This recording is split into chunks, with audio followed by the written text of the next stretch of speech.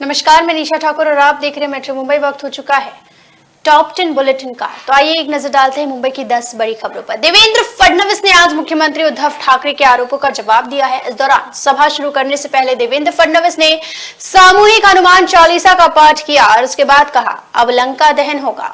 श्री गुरु चरण सरोज रजा निज मनु मुकुर सुधार वरनौ रघुबर विमल जसु जो दायक फलचार।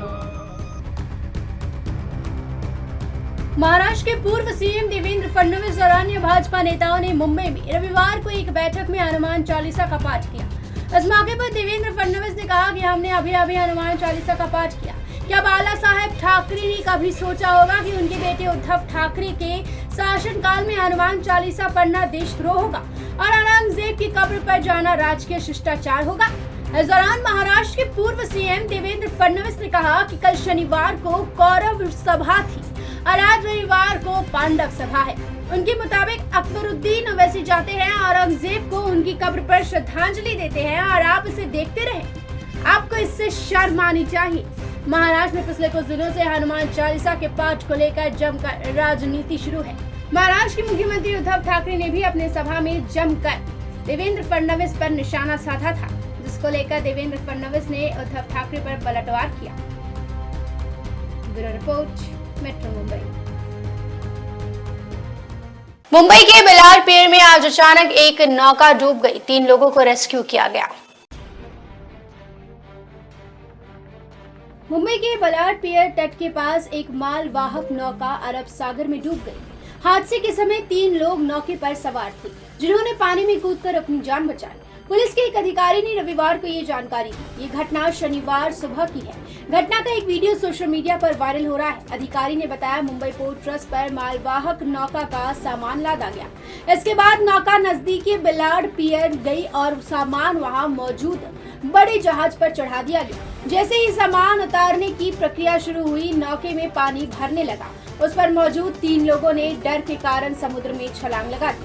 उन्होंने बताया, हालांकि नजदीक मौजूद दूसरी नौका के कर्मियों ने उन तीनों लोगों को बचा लिया। पुलिस ने बताया कि बाद में मालवाहक नौका डूब गई।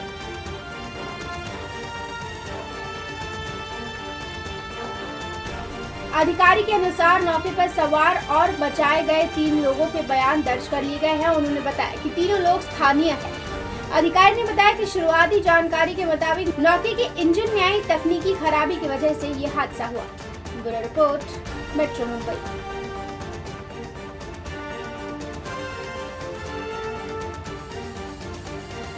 अचानक भाजपा कार्यालय में कुछ एनसीपी के कार्यकर्ता घुसते हैं और भाजपा के प्रवक्ता को जोरदार थप्पड़ जड़ देते हैं। वीडियो सोशल मीडिया पर वायरल हो रहा है। अरे ये क्या, इस व्यक्ति ने इस बुजुर्ग को थप्पड़ क्यों मारा? इस वीडियो में जो आप नजारा देख रहे हैं वो नजारा भाजपा कार्यालय का है और जो लोग गुंडागर्दी कर रहे हैं वो एनसीपी की कार्यकर्ता है और जिन्हें थप्पड़ मारा गया है वो भाजपा की प्रवक्ता है। फिर से देखिए किस तरीके से दोनों के बीच कुछ तू-तू मैं होती है और जड़ देते हैं जोरदार थप्पड़।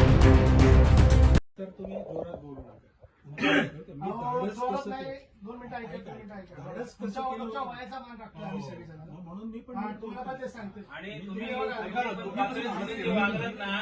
चुकीचं वागलो का, तुमच्याशी काही बोललो का? तुम्ही आमच्या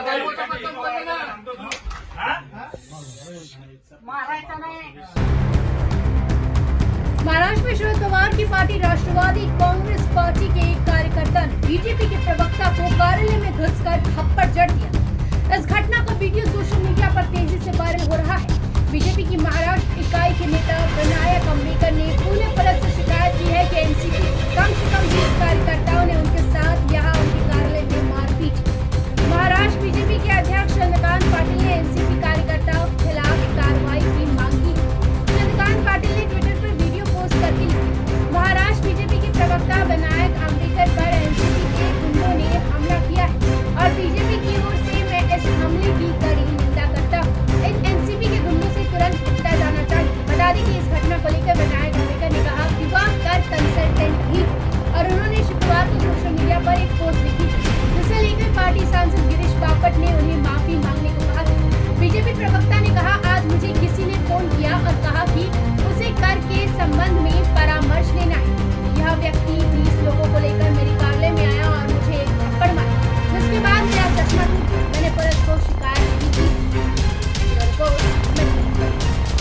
नवनीत राणा ने मुख्यमंत्री उद्धव ठाकरे को एक बार फिर से चैलेंज दिया है और साफ तौर पर क्या कहा है कल की सभा के बारे में जरा सुनिए।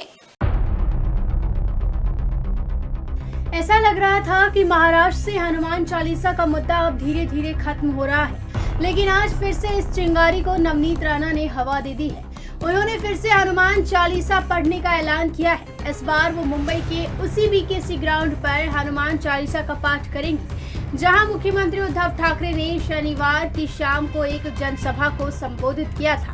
नवनीत राणा ने कहा कि वो इसी मैदान पर एक भव्य सभा का आयोजन करेंगे और इसी सभा के दौरान हनुमान चालीसा का पाठ करेंगे ताकि इस जगह को पवित्र किया जाए। आपको बता दें कि हनुमान चालीसा पढ़ने के विवाद की वजह से नवनीत राणा को 13 से 14 दिनों तक के लिए मुंबई की भाईखला जेल में कैद रहना पड़ा था। उस दौरान उनके पति विधायक रवि राणा मुंबई की तलोजा जेल में बंद थे। जेल से रिहा होने के बाद राणा दंपत्ति दिल्ली चला गया था, जहां उन्होंने बीजेपी के आला नेताओं से मिलकर उद्धव ठाकरे की शिकायत की थी। राणा दंपत्ति को अदालत के आदेश की अवहेलना करने के मामलों में भी 18 मई तक जवाब देना है। नवनीत राणा ने कहा कि जिस तरह से सीएम ठाकरे ने महाराष्ट्र नवनिर्माण सेना के प्रमुख राज ठाकरे को मुन्ना भाई का संबोधित किया है, वो गलत है। उन्होंने कहा कि मुख्यमंत्री को याद रखना होगा कि मुन्ना भाई MBBS एक सुपरहिट फिल्म थी। अगर राज ठाकरे भी फिल्म की तरह सुपरहिट हो गए तो उद्धव ठाकरे फ्लॉप हो जाएंगे। Bureau report, metro Mumbai. तो मुंबई के रानी बाग जू में अब आप लोगों को, जी हां, मुंबई करों को और अन्य पर्यटकों को शेर की दहाड़ सुनने को मिलेगी।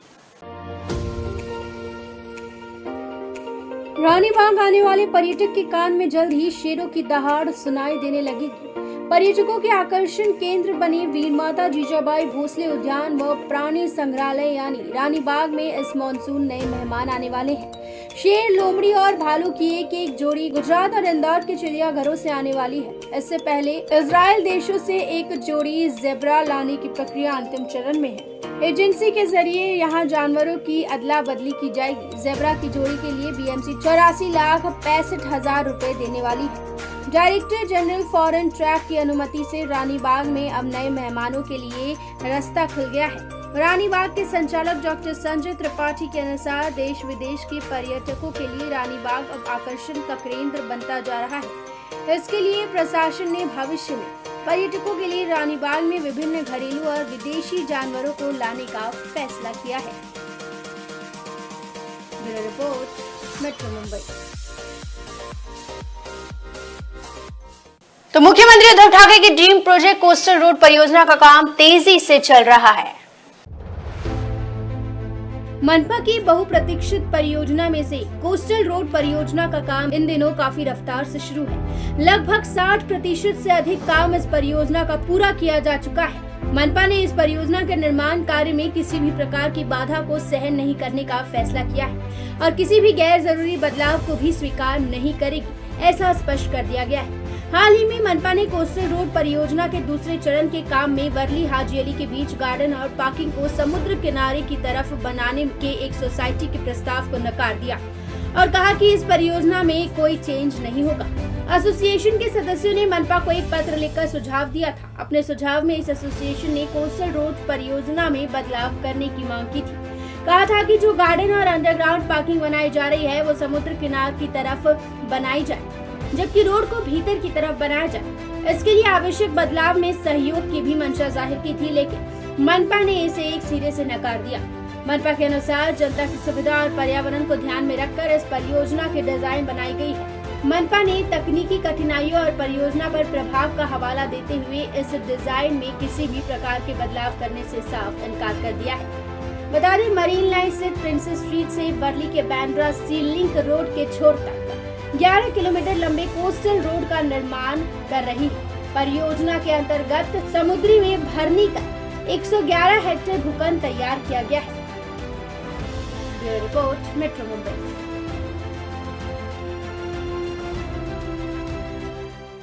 माथेरान की मिनी ट्रेन का जलवा देखा जा सकता है। रेलवे को काफी ज्यादा मिनी ट्रेन से फायदा हो रहा है। हमेशा से पर्यटकों के आकर्षण का केंद्र रही माथेरान की मिनी ट्रेन को इस साल अच्छा रिस्पांस मिला है। कोरोना काल से उबरने के बाद पर्यटन क्षेत्र में सैलानियों की भारी भीड़ देखी जा रही है। इससे उद्योग के साथ स्थानीय रोजगार को भी गति मिली। मध्य रेलवे के अनुसार फिलहाल वर्तमान में अमन लॉज से माथेरान मिनी ट्रेन की शटल सेवा चल रही है। 2021 से 2022 के बीच अब तक 3,06,000 यात्रियों ने यात्रा किया है। इसके चलते रेलवे के तिजोरी में 1,78,00,000 का राजस्व जमा हो गया है। गर्मियों की छुट्टी है, ऐसे में लोग माथेरान ज्यादा जा रहे हैं और माथेरान जाने वाले लोग मिनी ट्रेन का सहारा भी ले रहे हैं। मिनी ट्रेन से माथेरान की सैर भी कर रहे हैं, जिससे रेलवे का राजस्व भी बढ़ रहा है और लोगों को मजा भी आ रहा है। Bureau report, metro Mumbai.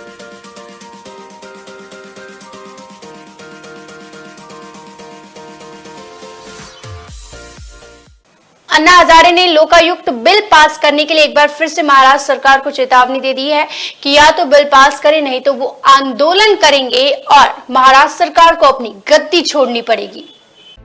बुजुर्ग समाज सेवी अन्ना हजारे ने एक बार फिर आंदोलन करने की घोषणा की है। लोकायुक्त कानून लागू करने की पुरानी मांग दोहराते हुए उन्होंने महाराष्ट्र की महाविकास अघाड़ी सरकार से कहा कि या तो लोकायुक्त कानून लागू करे या सत्ता को छोड़ दे। राज्य भर में जिला स्तर पर बैठकें शुरू हो गई है। राज्य के 35 जिले और कम से कम 200 तालुके में काम शुरू हो चुका है।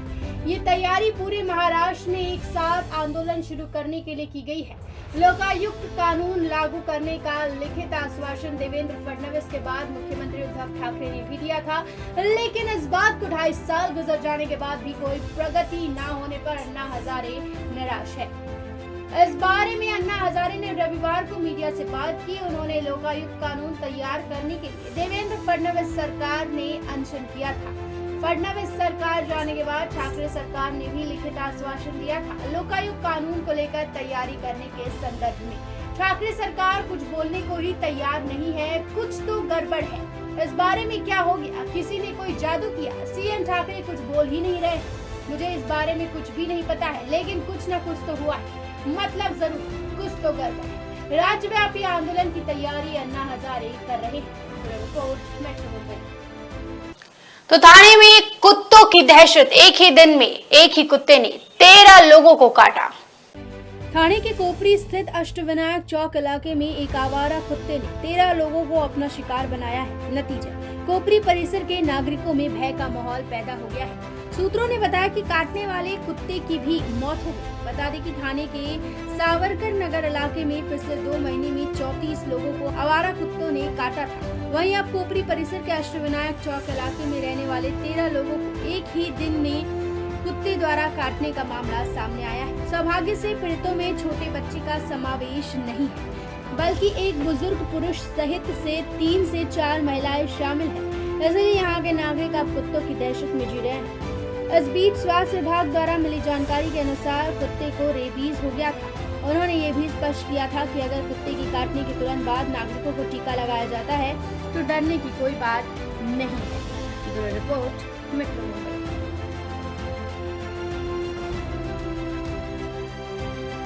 तो मुंबई का JVLR पुल पिछले कुछ दिनों से मरम्मत कार्य के चलते बंद है। लोगों को काफी ट्रैफिक जाम का सामना करना पड़ रहा है।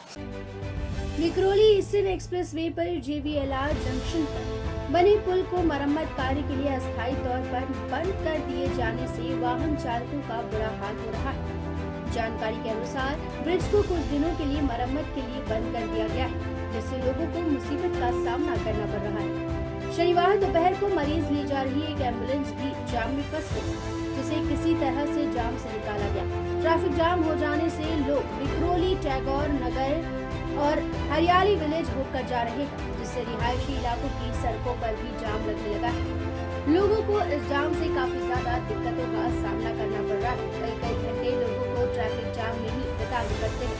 JVLR पुल और अगले कुछ दिनों के लिए बंद रहने वाला है। जब तक की मरम्मत का कार्य पूरा नहीं हो जाता, तब तक लोगों को इसी समस्या से जूझना पड़ेगा। ऐसे ही ट्रैफिक जाम की समस्या तब तक लगी रहेगी। Bureau report, metro Mumbai. ये थी मुंबई की 10 बड़ी खबरें और आप देख रहे थे टॉप 10 बुलेटिन। रोज रात मेरे साथ देखिए मुंबई की टॉप 10 बुलेटिन सिर्फ मेट्रो मुंबई पर। धन्यवाद।